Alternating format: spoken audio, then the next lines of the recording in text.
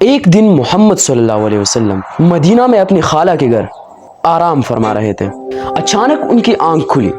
اور وہ مسکرا رہے تھے۔ ان کی خالہ ام حرام نے پوچھا کہ یا رسول اللہ، آپ کیوں مسکرا رہے ہیں؟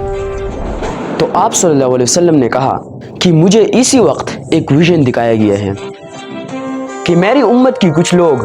سمندروں پر جنگ کے لیے ایسے جا رہے ہیں جیسے بادشاہ اپنے تخت پر ہوتا ہے۔ یہ سنتے ہی ان کی خالہ ام حرام نے کہا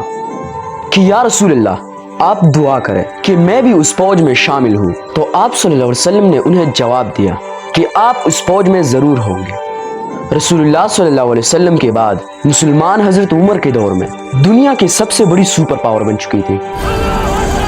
اور مسلمانوں کی فوج ایسٹ ویسٹ ہر طرف پھیل چکی تھی۔ لیکن اب بھی مسلمانوں کی ایک بہت بڑی کمزوری تھی، سمندر، اور رومن امپائر بار بار اسی سمندر کے راستے مسلمانوں پر حملے کیا کرتے تھے، کیونکہ اب تک مسلمانوں کے پاس اپنی کوئی بھی نیوی نہیں تھی۔ اسی لیے حضرت عمر کے زمانے میں ان کے ایک گورنر حضرت معاویہ رضی اللہ عنہ نے ان کی طرف ایک لیٹر بھیجا کہ اب وقت آ چکا ہے کہ مسلمان بھی اپنی پاورفل نیوی بنائیں۔ لیکن حضرت عمر نے ایسا کرنے سے بالکل انکار کر دیا، کیونکہ اس سمندر میں پچھلے 700 سال سے رومن امپائر کا راج تھا، اور ان کے پاس دنیا کی سب سے بڑی نیوی تھی، 1000 جنگی کشتیاں، جس کی وجہ سے اس پوری سمندر کو رومن سمندر کہا جاتا تھا، جس کے مقابلے میں مسلمان ڈیزرٹ میں رہنے والے لوگ تھے، اور ان کے پاس سمندروں میں جنگ کرنے کا کوئی ایکسپیرینس نہیں تھا۔ لیکن جیسے ہی حضرت عمر کے بعد مسلمانوں کے نئے خلیفہ حضرت عثمان بنے، انہوں نے معاویہ رضی اللہ عنہ، جو حضرت عمر کے دور میں ایک چھوٹے سے علاقے کے گورنر تھے، حضرت عثمان نے انہیں پوری شام کا گورنر بنا دیا۔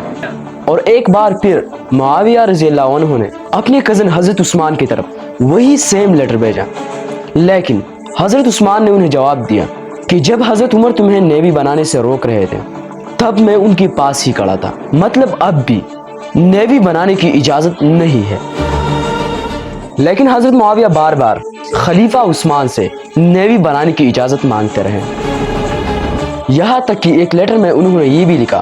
کہ رومن امپائر کا سائپرس ہمارے اتنے قریب ہے کہ وہاں کی کتوں کی بھونکنے کی آواز بھی ہمیں یہاں سنائی دیتی ہے۔ بائی دی وے،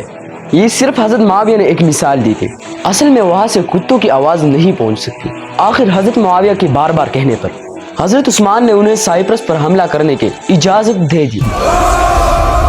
لیکن حضرت عثمان نے کہا کہ تم ایک ہی شرط پر نیوی بنا سکتے ہو، کہ اگر واقعی تم کشتیوں پر جنگ اتنا ہی آسان سمجھتے ہو تو پھر اس جنگ پر تم ساری جنرلز اپنی بیویوں کو بھی ساتھ لے کر جاؤ گے۔ معاویہ رضی اللہ عنہ نے خلیفہ عثمان کی یہ شرط قبول کی اور اسلام کی پہلی نیوی بنانے کا حکم دیا۔ لیکن یہاں مسئلہ یہ تھا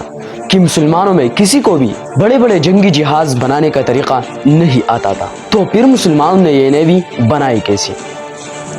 اصل میں اس سے بہت سال پہلے جب مسلمانوں نے یہ ساری علاقے پتہ نہیں کیے تھے اور یہاں رومن امپائر کی حکومت تھی، رومن امپائر نے اپنی نیوی کے لیے فلسطین اور ایجپٹ میں جنگی جہاز بنانے کے 2 بڑی بڑی فیکٹریز بنائی تھی، جہاں رومن امپائر کی نیوی کے لیے بڑے بڑے جہاز بنائے جاتے تھے، جن کا نام تھا ڈرومون۔ اور یہ اتنی بڑی کشتیاں تھی کہ ان میں ایک ہی ٹائم میں 300 واریئرز سوار ہو سکتے تھے۔ لیکن اب جب مسلمانوں نے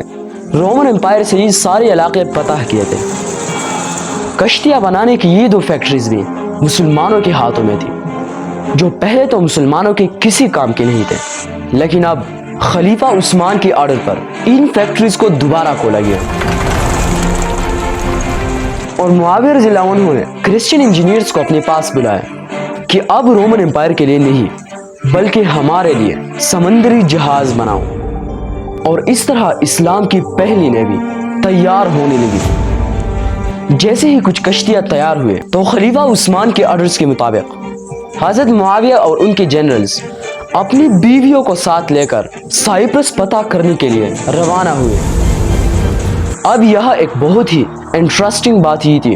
حضرت معاویہ کی جنرلز میں سے ایک کی بیوی کا نام تھا ام حرام رضی اللہ عنہ۔ یہ وہی ام حرام تھی جنہوں نے آپ صلی اللہ علیہ وسلم سے کہا تھا کہ یا رسول اللہ آپ دعا کریں کہ میں بھی اس فوج میں شامل ہوں، تو آپ صلی اللہ علیہ وسلم نے انہیں جواب دیا کہ آپ اس فوج میں ضرور ہوں گے۔ جیسے ہی مسلمانوں کی فوج سائپرس پہنچی، سائپرس کے سارے لوگوں نے مسلمانوں کے سامنے سرنڈر کر دیا۔ یہ اسلام کی نیوی کی سب سے پہلی فتح تھی۔ لیکن جیسے ہی مسلمان یہاں پہنچے، ام حرام اپنے گھوڑے سے گر کر شہید ہو گئی، اور یہی سائپرس میں آج تک ان کی قبر ہے، جنہیں ترکی میں حالہ سلطان کے نام سے یاد کیا جاتا ہے۔